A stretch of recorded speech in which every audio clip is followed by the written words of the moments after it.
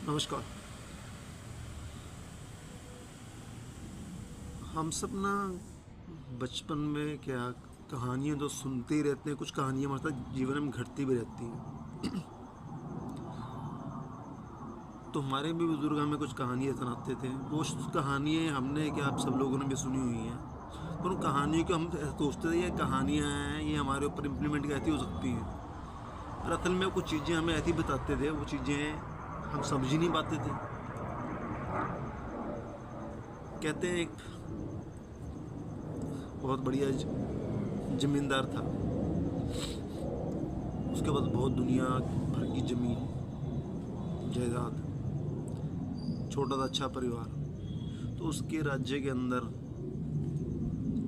कुछ लोग आ गए जो वहाँ पर कुछ काम धंधा भी करते थे। जिसके राज्य में रह रहे हैं तो काम धंधा उसी के पास करते थे, उठ बैठ भी अच्छे तरीके से थी।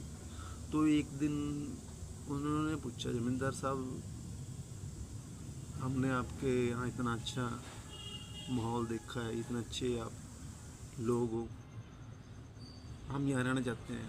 तो जमींदार ने कहा, रह लो यार, मुझे क्या समस्या है, तुम अच्छे लोग हो तो रह लो यहाँ पर। तो कहते हैं दूसरे का महल देख कर कभी अपनी झोपड़ी में नहीं आग लगानी चाहिए। पर यहाँ पर कहानी कुछ और थी। तो जमींदार हर तरीके से उनकी मदद करता। तो साथ में सभी होते हैं, उठ बैठ भी होती है। तो एक दिन जो उनका भी कोई लीडर रहा होगा, लीडर इन द सेंस उनका भी कोई, जैसे हमारे यहाँ मुखिया होते हैं तो वहाँ भी कोई मुखिया रहता होगा, उनका भी जो लोग काम करते थे। कहते जी हमें थोड़ी सी ज़मीन चाहिए। कहता मुझे कोई समस्या नहीं है, ले लो ज़मीन भी।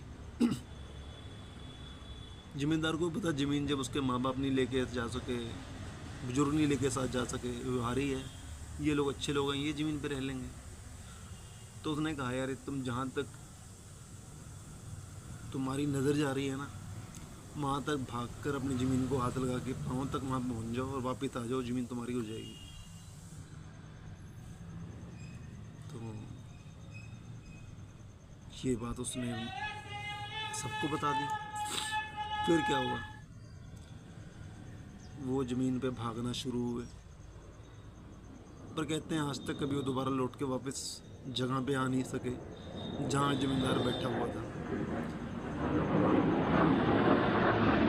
तो मेरा कहने का सिर्फ ये मतलब है, एक छोटी सी चींटी भी ना अपने खाने के लिए उतना वजन उठाती है जितना वो खा सके और पचा सके। तो मैं तो यही कहता हूँ, मुझे तो उस कहानी से सीखने के लिए मिला कि इंसान को अपना वापसी का रास्ता तैयार रखना चाहिए। कहते हैं जब चोर भी चोरी करता है ना, तो अपना वो निकलने का प्लान तैयार रखता है। हम इंसान हैं, अपना व्यवहार संस्कार ऐसे बना के रखिए कि जब आप वापस भी आएँ तो सामने वाला तुमसे नजरें न चुराएं। नमस्कार, जय हिंद। इस कहानी से कुछ शिक्षा मुझे तो मिली कि नहीं मिली मुझे पता नहीं है, ना ही मुझे इस बात का पता है, क्योंकि मेरा व्यवहार पहले भी ऐसा था, आज भी है। शायद मैं कहीं भी रहूँ मेरा व्यवहार ऐसा ही रहे।